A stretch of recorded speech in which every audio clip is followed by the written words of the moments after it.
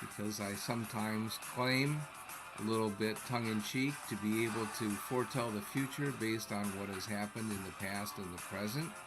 I do not claim to have supernatural powers, but I do claim to be able to understand statistics and also common sense. Um, I want to talk about the alignment of the NFL and particularly the American Football Conference, and I have kind of a wild proposition for you to consider. And let me turn down the music just a tad bit.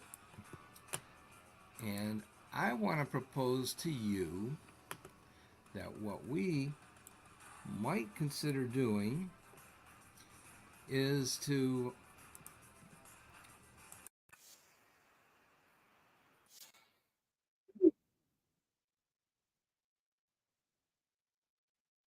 how about that? I want to trade the entire team. I don't want to trade just a quarterback or just one or two players. I want to trade the entire franchise and move the franchise from one division to the other. I think that the Buffalo Bills ought to be playing in the AFC North, and I think that the Baltimore Ravens ought to be playing in the AFC East. How about that? Let's take a look at that in depth. I have a little presentation to show you. Find the presentation thingamabopper. Okay.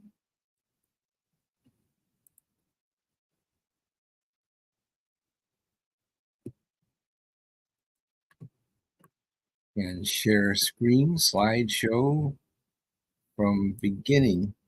Okay, what I'm saying is that the AFC should trade Baltimore for Buffalo. It's a great move for fans of Cleveland, Pittsburgh, and Cincinnati, the other teams in the AFC North. It's a great move for Miami, New England, and New York Jets, the other teams in the AFC East, and it's also a great move for both Baltimore and Buffalo. There is no downside to this proposal. The only thing that it's bad for, really, historically, was for Art Modell, who is what? He's dead. Why do we care about what Art Modell wants? He's no longer here with us. Duh. Let's consider how the Buffalo and Cleveland rivalry has taken place. In 1995, the year after the Cleveland Browns moved, or the first year actually that they were gone, the Buffalo team decided when they made the playoffs that they would give tickets to the playoff games to people from Cleveland that were ticket holders in the dog pound because they wanted the dog pound to boo the Steelers for them. So darn if they didn't invite the dog pound to sit in the end zone and boo the Steelers. I thought that was just awesome. Steelers are, number one enemy of the Browns at that time because, we didn't play, obviously, Baltimore at that point. And the Bills kind of have a special place in my heart for that reason. I think it would be awesome to have them in the same division. We should be rivals with them. Now, the Cleveland Baltimore rivalry is a rivalry that exists because of a multi-million dollar financial deal among millionaires, namely Art Modell, and also involved politicians. You can blame the Cleveland politicians for kind of forcing the hand of Mr. Modell to a certain extent. And there are plenty of blame that you can pass around. But the point is, it had nothing to do with the desire of ordinary football fans. There's nobody that wanted the Cleveland Browns to move to Baltimore. There's nobody in Baltimore that wanted the Colts to move to Indianapolis. This is all about franchise stealing and about football owners that were getting better stadium deals and just really franchise stealing from greedy city politicians in different cities. Has nothing to do with football fans. Let's be clear about that. All right. There is no there never has been a great Cleveland Baltimore football rivalry that needed to be propagated by moving a team out of Cleveland so they could play in Baltimore. That's ridiculous. Let's be clear about that. Now, historically, Buffalo has been playing Northeast Ohio teams since 1920 in the NFL. Also, let's look at a map. Cleveland is 371 miles away from Baltimore. That's driving distance. Buffalo is only 193 miles. That's a rivalry. You got to take a plane to go from Cleveland to Baltimore or Baltimore to Cleveland. That's not really a rivalry, or at least not one that's able to be carried out by driving from one city to the next. That's nuts. That's a vacation to go over there. It's not going to happen. Let's talk about Bengals, Ravens, and Bengals, Bills. Cincinnati, I looked at a map. You can prove this. Cincinnati's not on the East Coast. It just isn't. Check the map. Some of the owners may not have graduated from the second grade, but those who did should look at a map. Cincinnati is not on the East Coast. Baltimore is. Okay, let's think about this, meditate on it. The AFC East is supposed to be east. That's the Atlantic Ocean over there on the east. Baltimore is a port city on the Atlantic Ocean. Oh, okay. Cincinnati is not on the Atlantic Ocean. Oh, okay. Cincinnati does not belong in the AFC East. Baltimore does. That's a fit. Okay. Oh. Okay. Hatred for Art Modell and franchise movement is not a viable reason for a true football rivalry. That's about ownership. That's about multi-million-dollar financial deals that may have gone sour, whatever. Now, Art Modell, of course, fired Paul Brown, and that's why the Bengals were created. But that's not really the reason to have a rivalry between the two cities because of Art Modell. That's not the reason to have a football rivalry. Art Modell is not worth having a rivalry over. Buffalo, needless to say, far from Baltimore, and not so, Cincinnati is far from Baltimore, 431 miles from Buffalo. That's a typo. It should be Cincinnati's 475 miles from Baltimore, 431 miles from Buffalo. All right, so Pittsburgh and Baltimore, let's talk about compared to Pittsburgh and Buffalo. Buffalo to Pittsburgh is only 219 miles. Now, Pittsburgh to Baltimore, you could argue, is also driving distance. It's 247 miles. That's not terribly outrageous. It's, let's say, 4.5 hour drive, something like that, compared to a 3.5 hour drive, Buffalo to Pittsburgh. Not outrageous. Here again, though, the main reason why you have a rivalry between Pittsburgh and Baltimore is because Baltimore used to be located in Cleveland. That's the only reason why there is a rivalry there. Buffalo, let's say it again, is closer to Cleveland, Pittsburgh, and Cincinnati.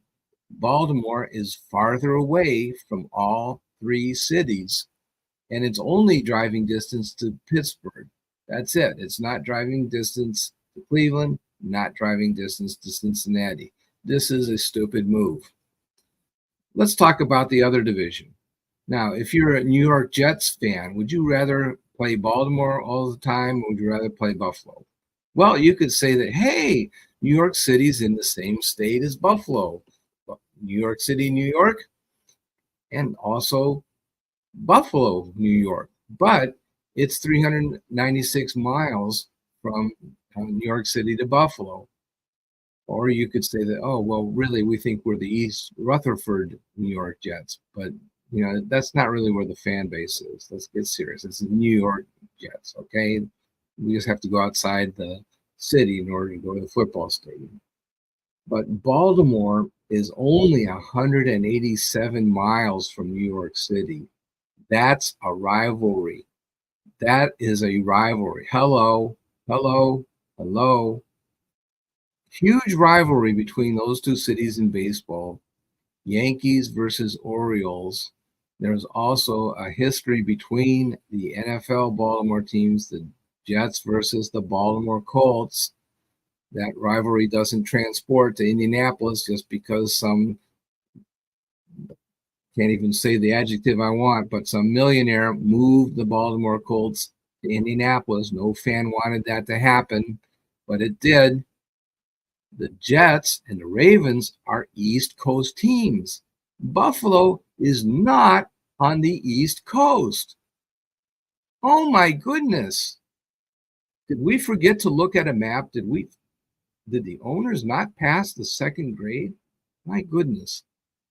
Buffalo is in Western New York, not Eastern New York. What were we thinking? Okay, let's take a commercial break. As we do that, I want to mention once again, as I have on other parts of the broadcast, that the Cleveland Browns have a program called Be the Solution, which talks about social justice and does something about it other than complain and protest. That's part of the problem that we have as a society, that when we have a crisis that involves ethnicity, that social justice is involved, people go nuts and they say, oh my gosh, we really ought to do something. Well, the Cleveland Browns have programs already in place, and they've traditionally been doing this since 1946. They've been working in the community, supporting small minority-owned businesses, helping them to grow.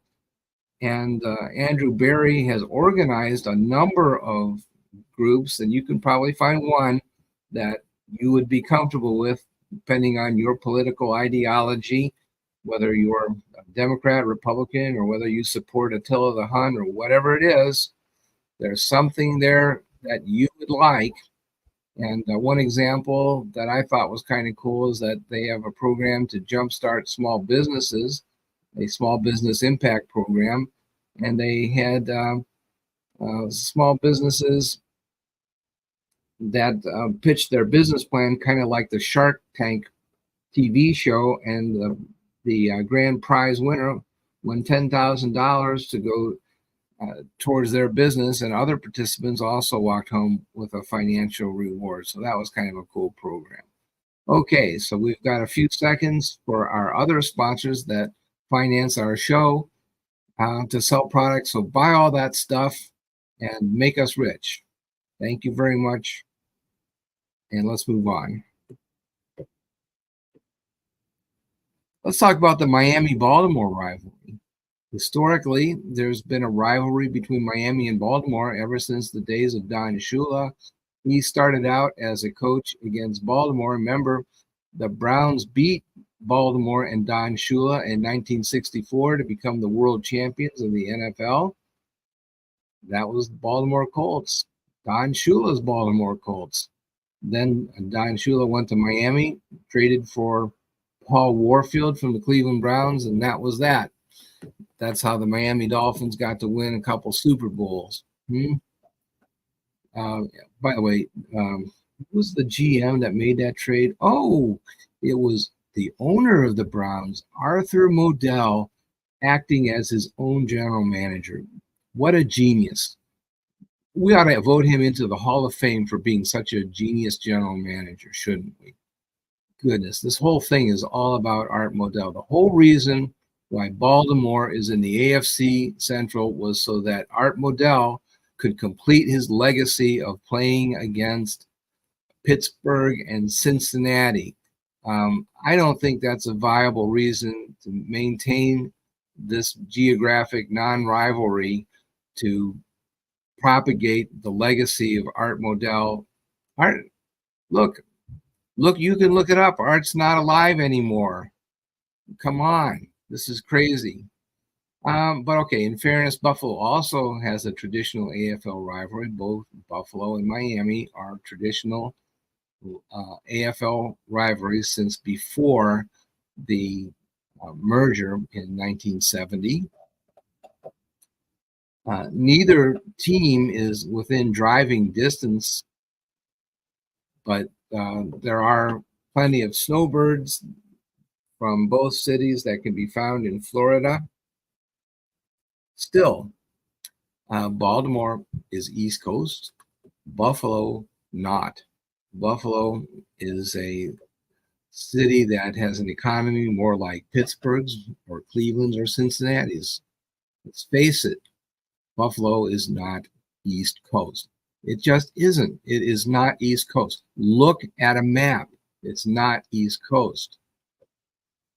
Okay, let's talk about New England and Baltimore versus New England and Buffalo. Patriots have had epic battles with both teams, plenty of historic support for both. Here again, though, where's Boston located? By golly, it actually is an East Coast city. Buffalo actually is not. I've said that about 100 times. I'll continue to say that until people in the NFL actually understand geography. Boston to Baltimore, a little bit closer than Boston to Buffalo, but I'll admit that neither one is really driving distance. I will also point out that Boston and Baltimore have had a huge rivalry in baseball, Red Sox versus Orioles. There is no such rivalry between Boston and Buffalo. So this rivalry, this football rivalry, makes a lot of sense for the AFC North. It's not a bad rivalry in the AFC East, but it's just not as good. The Buffalo Bills match up against the AFC North better than with the Patriots. Baltimore fits the Patriots better than Buffalo. All right, so in summary, there are no rivalries, none in either division that suffers by switching Baltimore for Buffalo. It's going to be good for TV revenues. No team will be hurt by this. All the teams will benefit. All the teams will achieve higher TV revenues, higher viewership. It will work out for every team in the AFC North. It will work out for every team in the AFC East. There is no downside, zero. The only thing that suffers is the legacy of Art Modell, who wanted his Baltimore team to continue to play against the Rooneys in Pittsburgh and the Brown family in Cincinnati. Who freaking cares? Art Modell no longer owns, or his family no longer owns, the Baltimore Ravens anyway. Art is gone. Why don't we do something sensible and put the East Coast team in the East Coast division? Wouldn't that be sensible? My gosh. What an amazing radical proposition from the Oracle, from the Village Elliott. Well, we better not listen to that. It makes absolutely no sense to the NFL, right? Okay, so I invite everybody's criticism. Tell me what's wrong with this idea, why this is so crazy, why Baltimore is not an Eastern team, but it belongs in the AFC North. And please explain to me why Buffalo is an East Coast team. Somebody please explain that to me, because I didn't get it. I think it would be great. I would just absolutely love to have Buffalo in the division with Pittsburgh and with Cincinnati and with the Cleveland Browns. I think it would be awesome. It would just really be great. And, you know, both of these franchises are really long-term, good, solid franchises that play winning football. It's not like we would gain some kind of fantastic advantage by having Buffalo. And I don't really want to face Josh Allen and those guys on a year-to-year basis. It's going to be really, really a tough proposition. But that's what football's about. It's about competition and playing the best. I think it would work out for everyone. I don't see any downside to this whatsoever. I don't think that the NFL will do it, because why? They're chicken. and they just think that they need to do what Art Modell wanted to do because he's Art Modell and he's the most wonderful owner that they can think of, and they just hate change unless it involves moving a franchise, in which case they're all for it. But okay, now so I said trade the entire teams, but really the teams are staying in place. They're not actually physically moving. The fan bases are still having their team. They're just changing the alignment of the divisions. This is something that benefits all the fans in all the divisions. The only thing it does is it goes against the wishes of the millionaires that set up. And actually, it's not even all of the owners. The only owner that really wanted Baltimore to stay in the AFC Central, or yeah, it was the AFC Central at that time. It's now the AFC North. The only owner that really wanted that was Arthur Modell.